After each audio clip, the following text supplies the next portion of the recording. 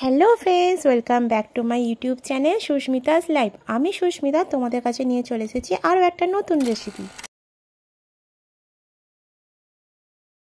দেখো এটা কি বলো তো? হ্যাঁ, এটা সাবুদানার পোলাও। সোমবারের উপোসে আমি এটা বানিয়েছিলাম। তোমাদের সাথে কিন্তু ব্লগ ভিডিও সেটা আমি শেয়ার করেছি, পারলে আমার ব্লগ ভিডিওটা দেখে নিও। সোমবারের ব্লগ ভিডিও। শ্রাবণ মাসের সোমবার আজকাল অনেকেই করছে, এছাড়াও শনিবারও আছে, যেটা শ্রাবণ মাসের বিশেষ দিন। অনেকেই উপোসের দিনগুলোতে কী খাবে ভেবে পায় না। এইভাবে সাবুর পোলাও বানিয়ে খেলে পেট তো ভরবেই, তার সাথে সাথে মুখরোচক একটা খাবার। সাবু কিন্তু খাওয়াও ভীষণ উপকারী। বাচ্চাদের টিফিনেও এটা তোমরা দিতে পারো। এক নিমেষে টিফিন ফাঁকা করে বাড়িতে আসবে। এবারে বড় দানা সাবু নিয়ে নিলাম, ওটা আধ ঘন্টা জলে ভিজিয়ে রেখেছিলাম। একটা কুকারে কিছুটা জল দিয়ে তার মধ্যে কাঁচা ছোলা, একটা বড় সাইজের আলু দিয়ে দিলাম, কিছুটা নুন দিয়ে দুটো সিটি দিয়ে সেদ্ধ করে নেব। সিদ্ধ করে নেওয়া জিনিসগুলো একটা ছাঁকনির মধ্যে ছেঁকে নেব। এরপর ছোলাটা আলাদা করে রেখে দেবো। আলুটার খোসা সাইডে আলুগুলো টুকরো টুকরো করে কেটে নেব। এইভাবে ছুরি দিয়ে টুকরো টুকরো করে কেটে নিচ্ছি। এছাড়া এর মধ্যে আর যে সবজিগুলো আমি ব্যবহার করব সেগুলোর মধ্যে হলো গাজর কুচি, বিনস কুচি, ক্যাপসিকাম কুচি। তোমরা চাইলে বাঁধাকপি কুচি, মটরশুঁটিও ব্যবহার করতে পারো। যেহেতু বাড়িতে ছিল না তাই আমি এগুলো দিইনি। মটরশুঁটি থাকলে কাঁচা ছোলা দেওয়ার কোনো প্রয়োজন নেই। আমার যেহেতু মটরশুঁটি ছিল না তাই আমি এখানে কাঁচা ছোলা সিদ্ধ করে ব্যবহার করেছি। এবার একটা ফ্রাইং প্যান ভালো করে গরম হয়ে গেলে তার মধ্যে তেল দিয়ে দিলাম। তেলটাও ভালো মতো গরম হয়ে যাওয়ার পর দুটো শুকনো লঙ্কা, কারি পাতা, কালো জিরে আর হিং ফোড়ন দিলাম।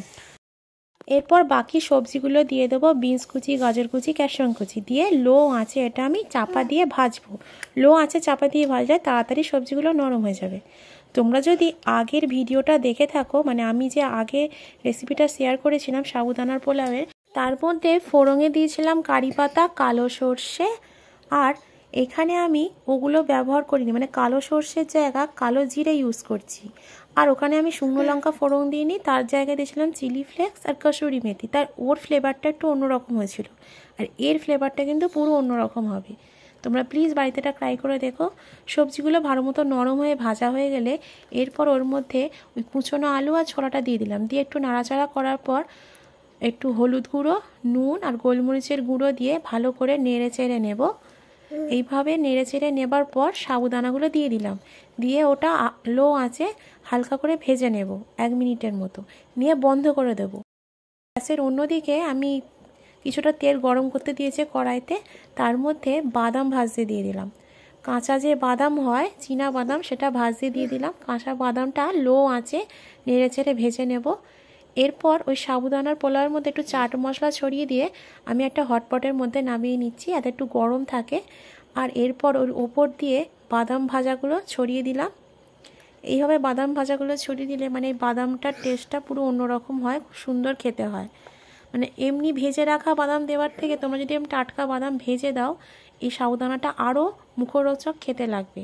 এরপর কিছুটা কারি পাতা নিয়ে তেলেতেই আবার গরম করে ভেজে নিলাম। হালকা ভেজে নেওয়ার পর কারি পাতাগুলোও ছড়িয়ে দিলাম, আর অল্প একটু ঘি দিয়ে এটা পরিবেশন করে দেব। এটা পরিবেশনের জন্য আমি এখানে মশলা পাঁপড় ভেজে নিচ্ছি। মশলা পাঁপড় দিয়ে কিন্তু এটা দারুণ খেতে হয়েছিল। দেখো মশলা পাঁপড়টা আমি ভেজে নিলাম। তোমরা এভাবে বাড়িতে মশলা পাঁপড় দিয়ে করে খেয়ে দেখো, বিশ্বাস করো দারুণ টেস্ট লেগেছিল। তোমরা অবশ্যই বাড়িতে রেসিপিটা করে খেয়ে দেখো, আমাকে কমেন্টস করে জানিও কেমন খেতে হয়েছে। ভিডিও শেষে অবশ্যই তোমরা একটা লাইক করে দিও, আর পারলে ভিডিওটা শেয়ারও করে দিও। আর যারা যারা এখনও আমার চ্যানেলটা সাবস্ক্রাইব করনি তারা সাবস্ক্রাইব করে দিও।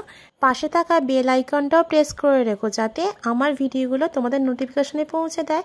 Thank you for watching my video. আজ তাহলে এখানেই টাটা।